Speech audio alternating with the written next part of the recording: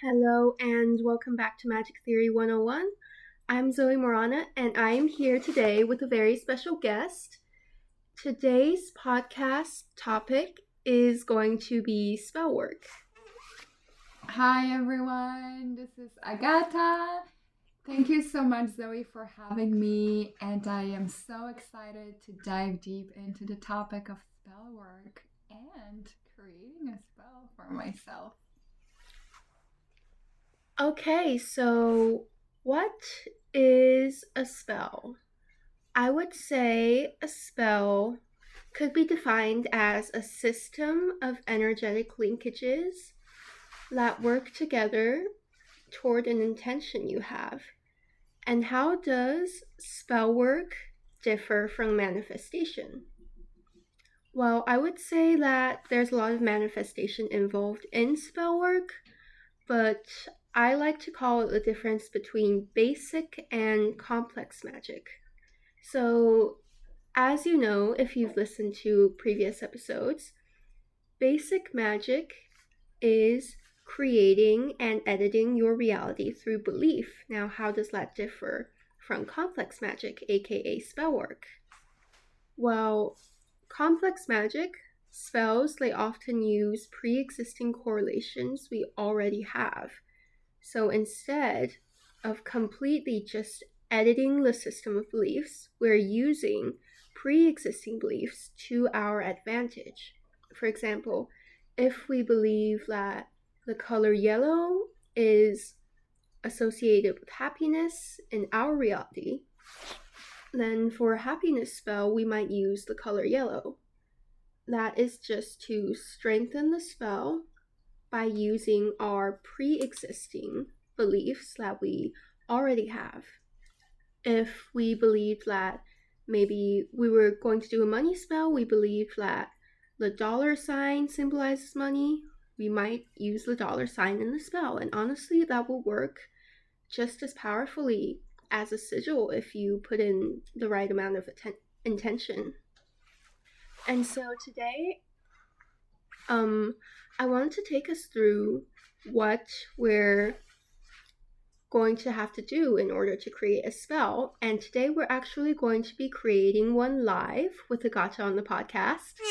Yay! Yeah, so I would say there's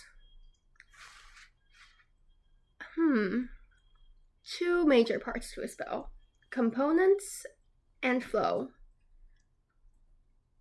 So once you have your intention, components are going to be kind of like your ingredients in this spell recipe. Like, for example, for the money spell, we might have a coin, we might have the dollar sign, we might have a green ribbon, and the flow is going to be the logic, the personal logic for you of how the spell works. So maybe your spell would be like, okay, I just leave the spell alone for 3 days, and after 3 days, what I want is going to come true, okay? So in that case, the flow would be the passage of time. Or maybe you had a healing spell, and that healing spell involved you gradually taking a small action every day, and the flow of that would be, okay, consistent action leads to results. I have a question about that. So in terms of the spell flow, there you can also include things that help you measure the efficiency of the spell. Because I believe that you can create a different... some spell flows can be more detailed or not, but I think it's very helpful to know if the spell actually worked.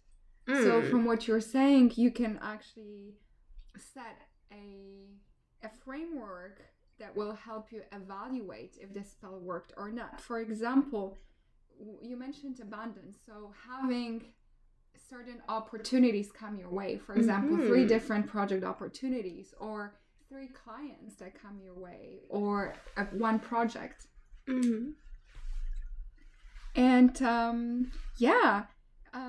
I find it very, very helpful to when I first come across the term spell flow, I wasn't entirely sure what it meant. So I'm very happy that you explain it a little bit more in detail, and I'm so excited to also explore my personal logic when creating the spell, because I think this is my first time ever creating a spell. Really? Yes. So, yeah, we're going to really dive into your personal belief system, which is definitely going to be different for everyone. But I would say, in terms of knowing if a spell worked, well, you can do divination. Some people like to pull a tarot card or do a different form of divination right after they have performed the spell, just to see, okay, is the spell going to be effective? Some people like to be even more thorough and just not waste their time. Before they even do the spell, they actually just learn in advance and be like, okay, is the spell going to work? And if it's not going to work, they don't perform the spell. All right, I see. And I think there is different things that different ways we can look at that guidance as well. Sometimes it can be, oh, this spell is not going to work, but sometimes it can be, it's not going to work because the way you framed it or the intention you're coming from, it's actually not really serving you. And then the spell that you're trying to perform is coming from a place of luck, for example, or just a place of no fullness, of non-alignment. And then, of course, if you want to create from this place, the creation that will happen, it's actually not really gonna serve you and fulfill that ultimate goal that you have in the first place. So I think that those are some very good questions, Agata, and yeah, just very good questions for any practitioner to ask themselves. And when you're performing a spell, it is really important to focus on whether it really is for your highest good, because sometimes when something doesn't work out, it's just because it wasn't for your highest good. Maybe you're doing a love spell on this one guy, but he's not even that great and you don't know him very well. Yeah, and it just doesn't work because it's not aligned. Or maybe you are performing a money spell while constantly reaffirming to yourself every day that we lack money. And of course, your belief system is always going to override any of that.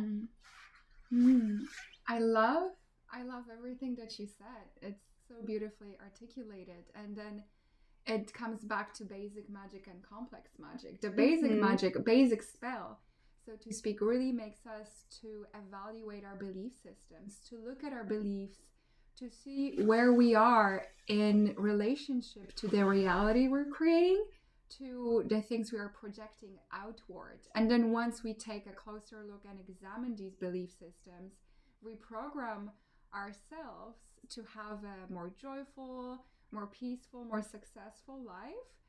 And whatever it looks like for us, then we can use those beliefs as an amplifier.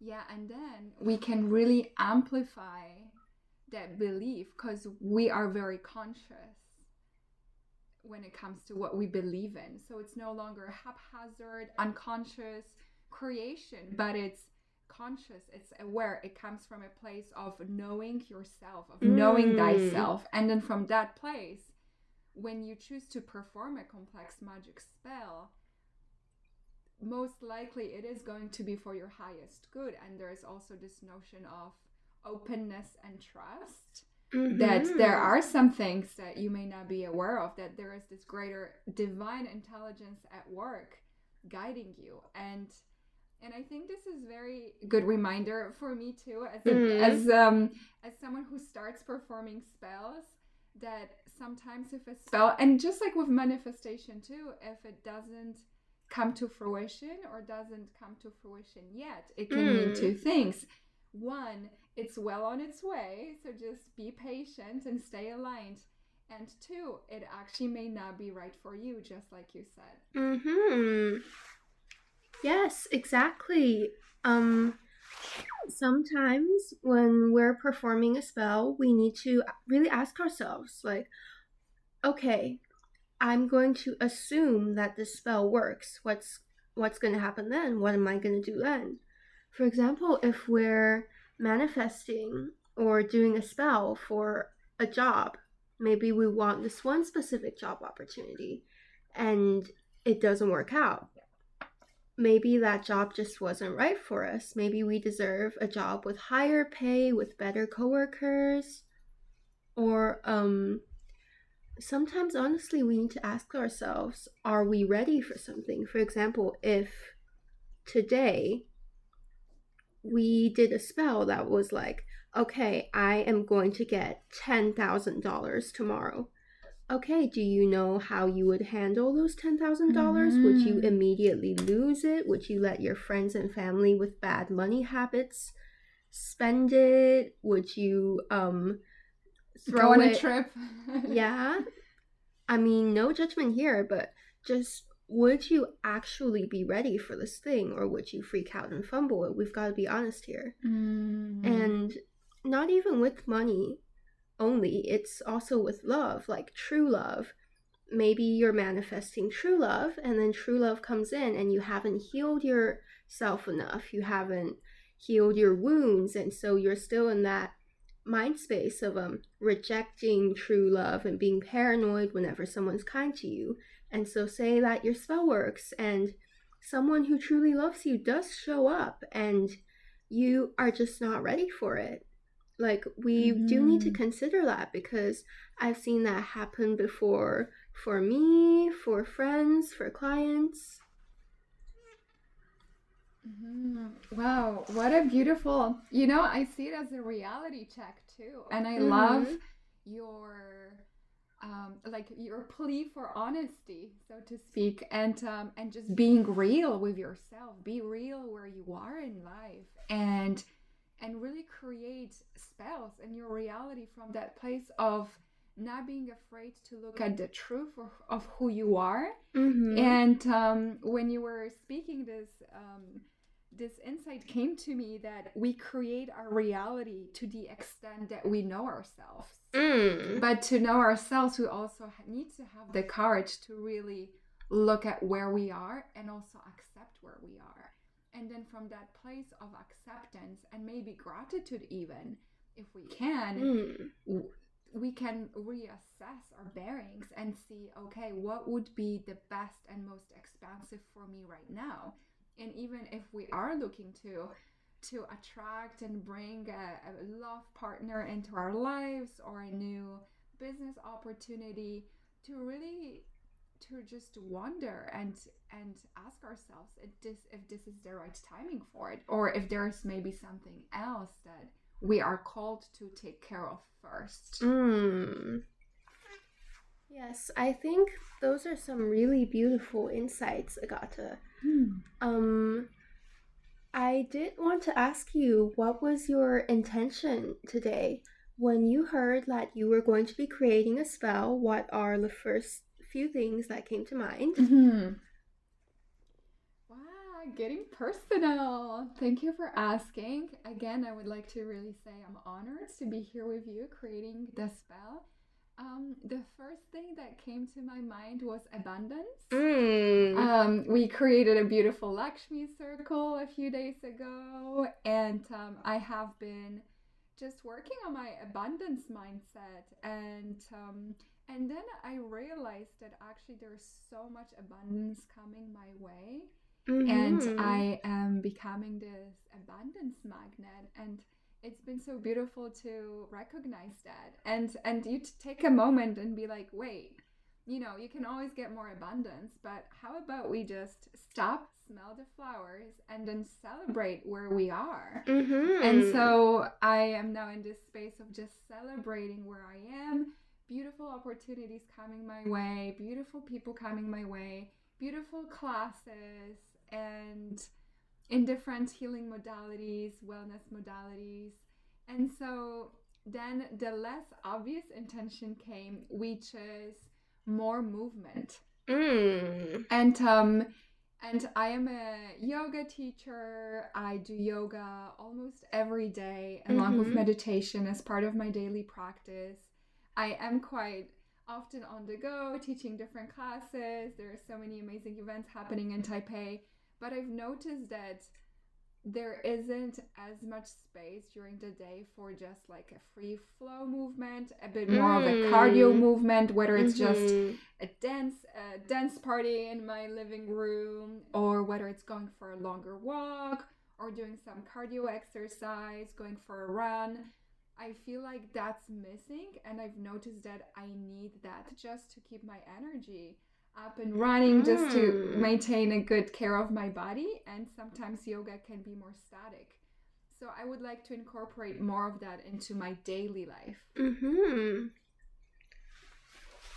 Thank you for that share, Agata. I really like what you said about just noticing a different intention behind what you originally thought was your intention, because sometimes maybe we tell ourselves we want money, but the reason, when we really reflect and look at ourselves, is maybe as a child we were taught that you'll only have real support and stability if you have money. So maybe someone doesn't truly want money. What they want is stability or community acceptance. Yeah. So I really like what you said about that. And do you think you have decided what type of spell you will want to create today? And I would say, let's make this a powerful one. Yes. Oh yeah, let's make it most potent 2025 spell possible. So when you ask me about what type of spell would I like to create, are you asking me whether I want it to be more of a basic magic, complex magic, or what I would be asking is, what topic would you like the spell to be? Like, is it a money spell? Is it a manifesting a dream home spell? Is it a travel spell? What type of spell? Like any type of spell. Okay, so I would love... manifesting a dream house spell. It talks to me. It really talks to me. Not just out of those three options, any of them. Yes, I know. But yeah, I feel like with that physical activity that I just shared, that I would like to bring more of, I think that's very easy for me to bring just using my tools. But I had this vision of my dream home come to me so much in the past 3 months, like so much. And like there's almost this slight resistance and lack of belief that it can happen so fast. And there is this notion that, maybe I would need to wait, but I don't need to wait. Yeah, I'm ready when I choose to be. So actually, ready. You mentioning it's like, that's synchronicity. It. Let's go. Honestly, you channeled it. This will be a spell that I will also use for myself. Like, I might adapt it a bit to my personal belief system, because right now we're going to be creating off your belief system. But I think whatever comes out of this, I'm also going to be using for myself. And so I'm very excited. I love it. I think this is it. I think we got it. Okay, let's go. So, a few ideas. First off, tell me about your dream home. Tell me any details. Oh, I love it. This is the best question someone has asked me in a while. Okay, my dream house has to have a sea view or an ocean view. So not a lake, but a more open and vast reservoir of water. So whether it's a sea or ocean, I'm open to that. And it does not have to be necessarily on the beach. It can be a little bit higher up on the cliff. Because for me, just being in touch with that water element, I'm a mermaid. I love water. I was on water planets before this lifetime. I am so connected to it, and just being able to wake up and look at the water is just the most soothing, divine feeling I could possibly imagine. So that's number one. I would love to have open walls and Mm. windows so that I could actually move the walls and open, for Oh, example, for my wow. bedroom, so that I can really just commune with the sea and the ocean.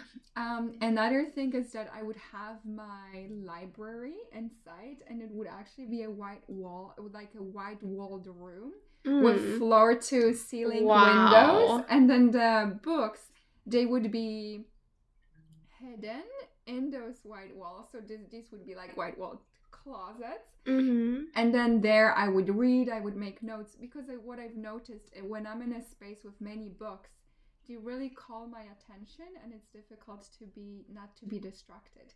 So this would be a library room for reading and taking notes, but the books will be intelligently hidden so that I can really be present with one book. And another room would be my study. And this is where, of course, all these rooms face the sea or the ocean. And that study room, there would be a beautiful desk with writing supplies, and that's where I would write, because I am a writer. I write different kinds of text stories, and I'm finishing up a novel soon, poems. This would really be my primary space to create, to pour words onto paper, whether digital or physical. And really, when I think about my dream house, that's the first room I actually picture.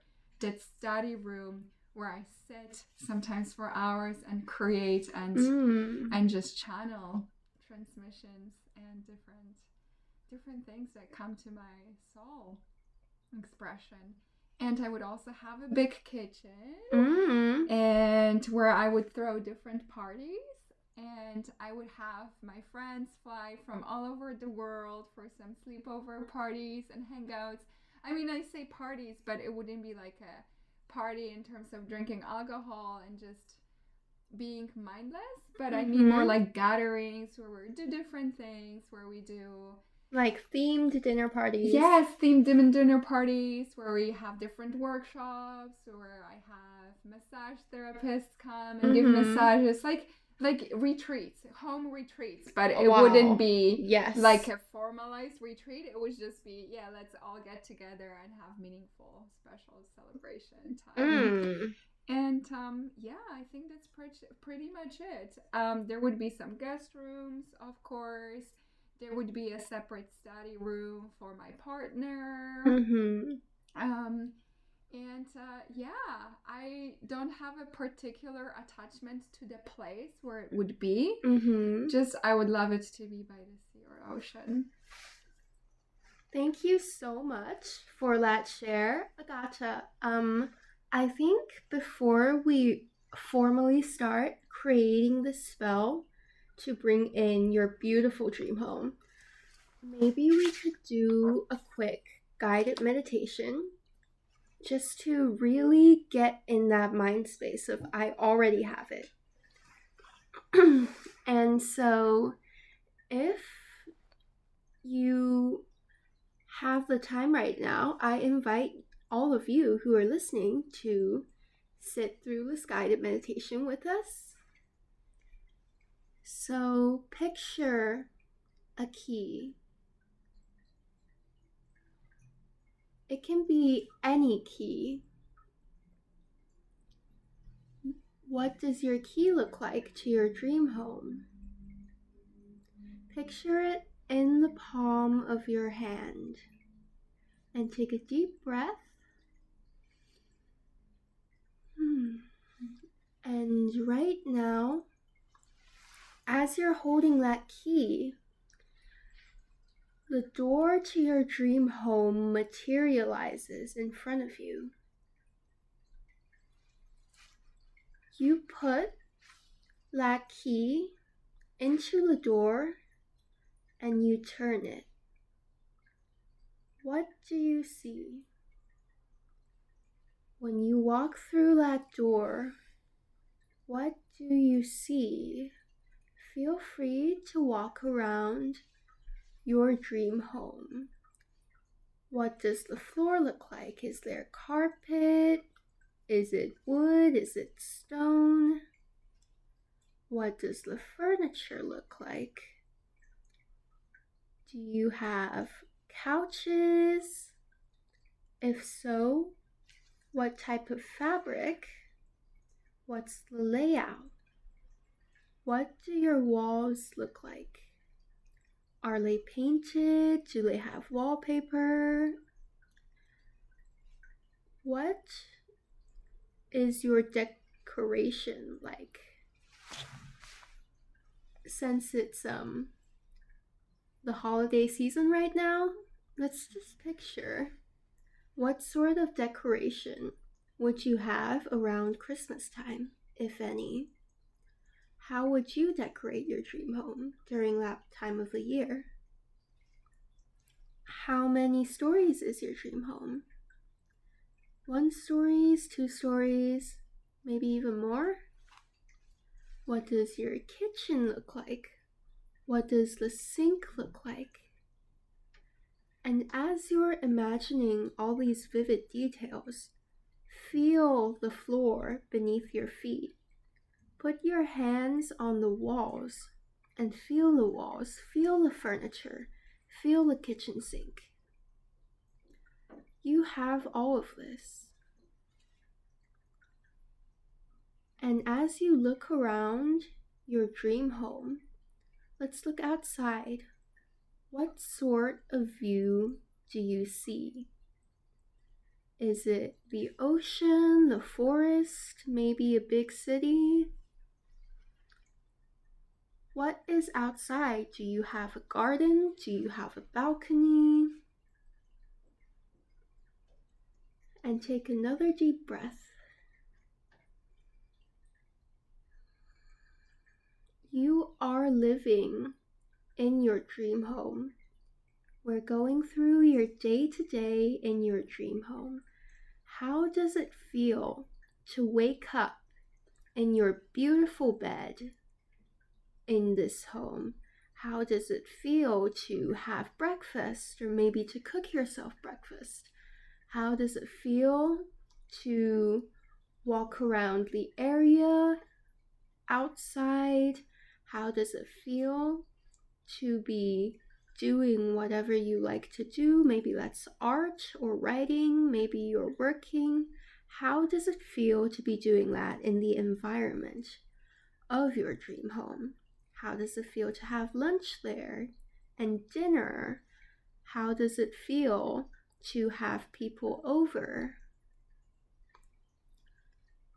Feel all of these emotions just running through your body as you live the life you are meant to live in your dream space. And now we should all have a pretty good idea of what we want our dream home to look like. Maybe it might look a little silly to you, but that's okay. It's a dream home, and just remember, you deserve this beautiful life. And with that, I think we can start creating the spell to bring us all into our beautiful dream homes. You can open your eyes. Wow,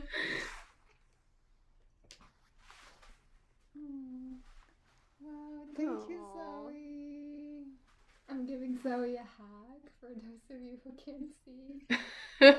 Which is most of you. Which is all of you listening to this all podcast. Of you. Wow, I'm still in the dreamy space. Not sure Oh, what yeah. to say. Got a little bit of theta frequency out there that was beautifully led. Thank you so much. My dream home is here. Guys, you're invited. Yes. You're invited. Yes. For my amazing gathering with massage therapists and incredible veggie yummy food.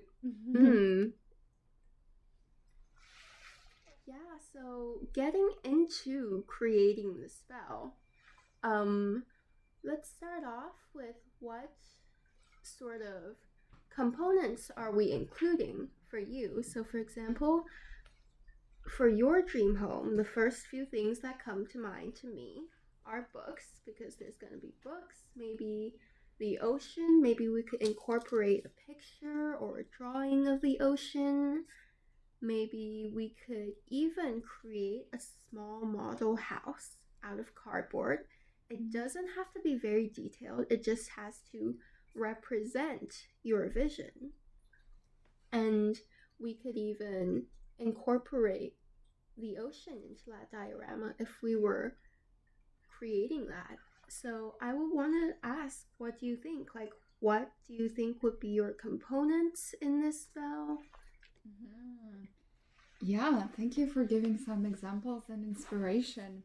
I love the idea of having the representation of ocean in some shape or form because this is the key part of the dream house. This is like the most important component. So obviously, I would love to have it be there. And books, yes, absolutely.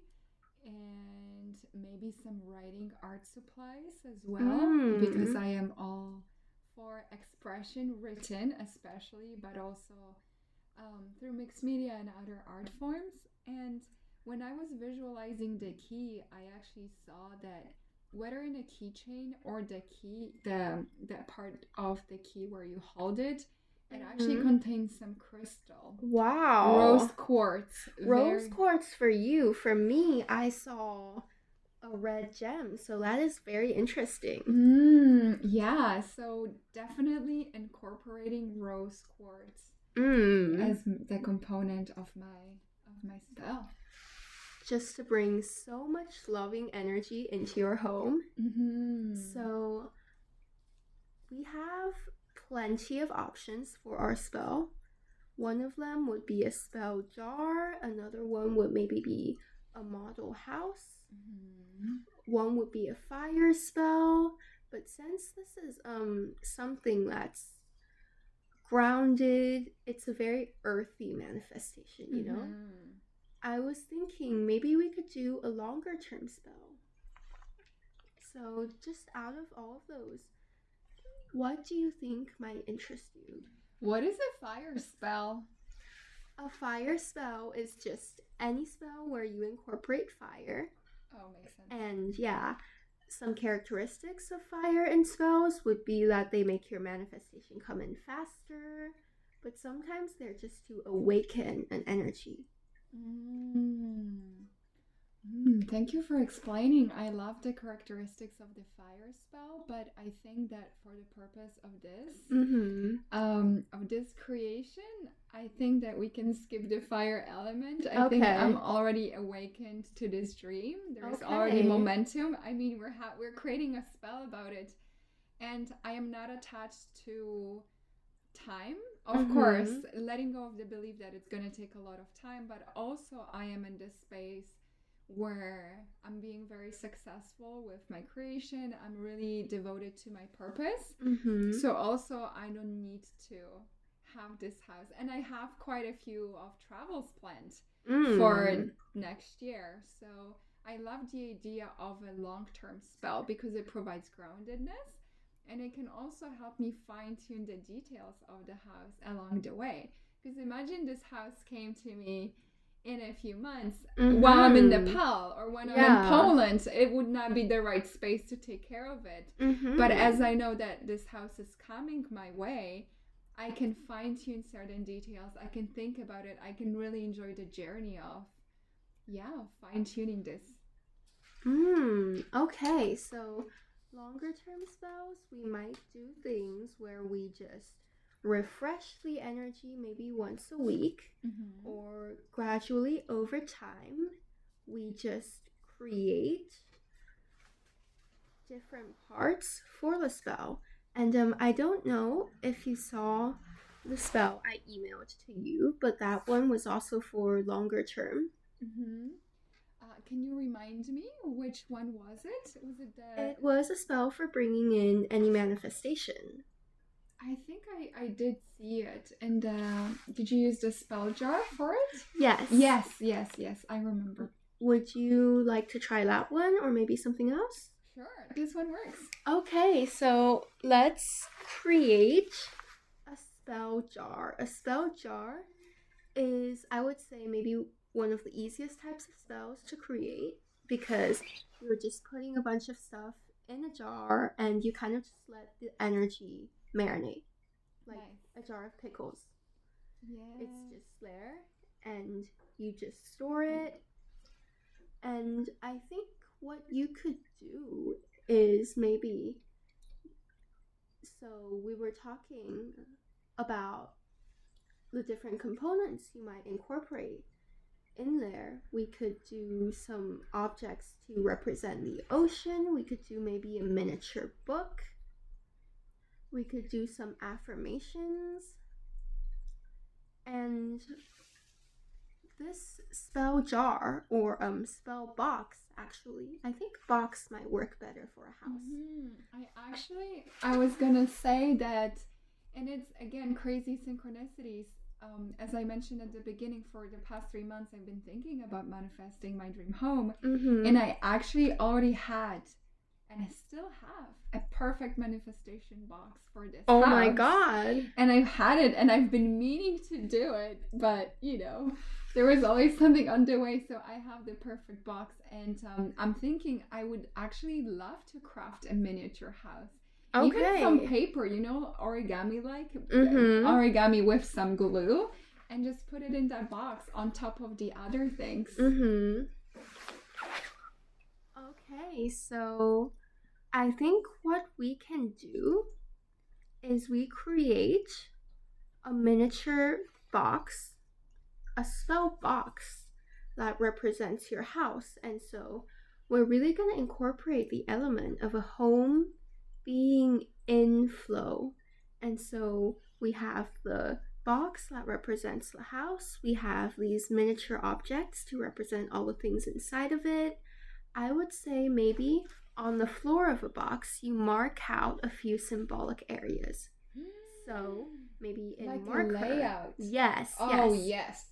And this doesn't have to be that realistic. It doesn't have to be the exact proportions, but maybe you just draw a line. You say, that's the kitchen. You draw some lines in marker. You say, that's my library, that's my study, that's my bedroom.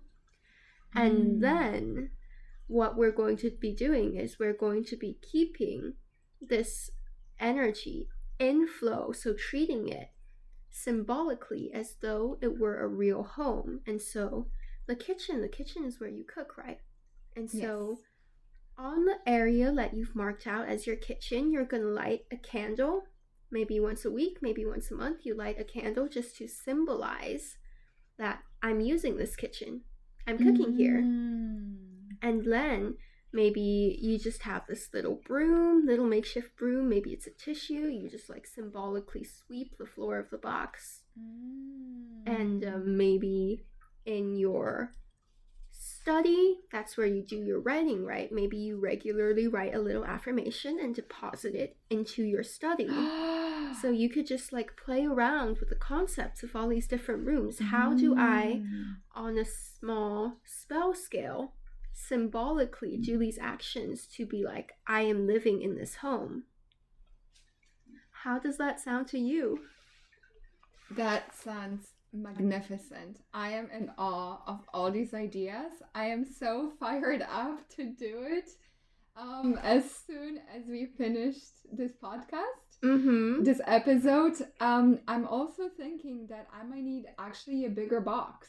Wow, to do it. I think a shoebox size. A shoebox would be perfect. Yes, it will be perfect for that. And I am just so excited to practice living in this house and visualizing it. It's like Joe Dispenza saying that you gotta rehearse before the manifestation or the life of your dreams come your way. You gotta actively rehearse it so that you are tuning to that vibration. And so I am so excited. I love everything that you said. I am also so delightfully surprised.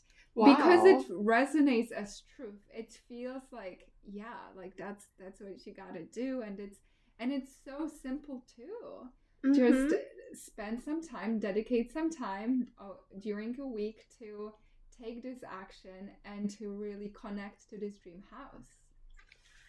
Yes. Thank you, Agata. This is such a beautiful vision that we have coming together. Mm. And I would say, even just to have some more practice, we could just picture, like, just pretend for a second, you woke up in your dream home. Would you be rushing around answering emails first thing in the morning?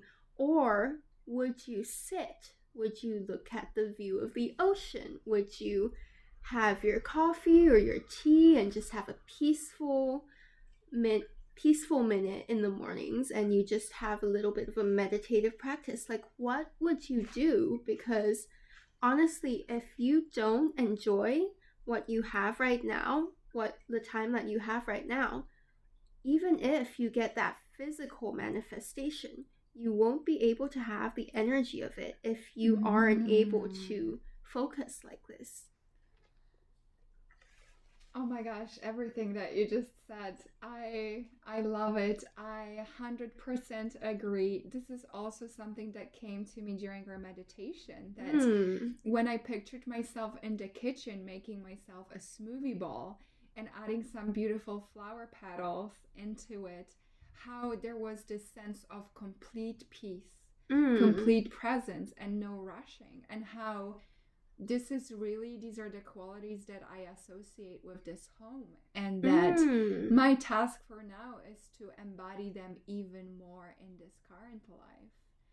And I mean, a current life, in this current moment of my life, that I don't really need the house to feel at peace, to live with no sense of rushing, or to not be hasty in my decisions and the way I speak and the way I carry myself. And it's coming back to what you said. It's sometimes we wish to create a spell to make something happen, or to have something come to our lives because they symbolize certain qualities or feelings that we would love to have. But actually, the creation of a spell manifestation, it's like reverse engineering. We give to ourselves that feeling first. We give to ourselves that quality first. We embody it, and then we match that vibration of that reality that we are seeking to attract, because what you seek is seeking you. So I love what you said about, imagining your daily morning routine, and this is something I already incorporated into my life. I do meditate in the morning. I do my yoga practice, and I try to, for the first few hours, of course, today I use my phone in the morning to coordinate with you our meetup time, and mention I might be a few minutes late. But overall, I try not to use my phone in the morning and really have this space to be with myself, to connect with myself, to set the energy for the day, to set the intention right, and to come back to what is the most important thing. And so I love that you confirmed that and affirmed that with your words, and it is not to underestimate ever. And I loved again what you said about your dream manifestation, your spell coming true, your spell working, and then you not being there, or you're not being ready to appreciate it. And there are so many things that can slip by or pass us by because we do not have the eyes to see, the ears to hear, and notice that the dreams, like, we are now living our dream lives. And being in the space of noticing, or of celebrating and cherishing these things that are already here. It's completely all about the experience. To live in your dream home, you gotta be the version of you that lives in your dream home. And you're a Taurus, so that makes so much sense. What makes so much sense? If you could elaborate, I'm so curious. Just that you want your days to be grounded and steady and just calm and beautiful. That's a very Taurus energy. Oh yeah, absolutely. I can relate 100%. And just like we were talking last night, the more groundedness I welcome into my life, the more alive I feel. And in the past months, ever since I came back from my yoga teacher training, I received so much feedback that, wow, I'm doing so many things, I have so much energy, and it is true because I have found my groundedness. I have found my rituals. I'm sticking to them, and I'm always paying attention to where my energy is, seeking to have it be grounded first. And then from that place, I can really create a lot of different things because I have that foundation. So, yeah, it is something that I'm going to include in my spell box as well. That reminder of how groundedness, grounded for expansion, rooted to rise, and how that's something very powerful, important for me. Yes, we love our shoebox spells. Okay, I am so excited that we've created this spell for you. And I'm also going to be doing my own version of it, and we'll take pictures. Yes, absolutely. Oh, this is going to be such a fun project. Yes. I actually love miniature houses and miniatures. There's this amazing miniature museum in Taipei that I adore. So actually it feels like a beautiful art passion project. Yeah. Yes, thank you so much, everyone, for listening. I hope this inspires you to create some of your own spells now that you know how it's done, now that we just demonstrated live. Thank you so much, Agata, for being here today. Thank you so much, Zoe, for having me, for sharing your magic and wisdom and insight with me. Thank you, everyone who has tuned in with us. Thank you for listening, for holding the space for me while I share my dream house spell and create it. And yeah, this is a sign for you to create your own, whether a spell box, a spell jar, and make your dreams come true. All right, we love you. This was Magic Theory 101 with Agata. I'm Zoe Morana, and see you next time.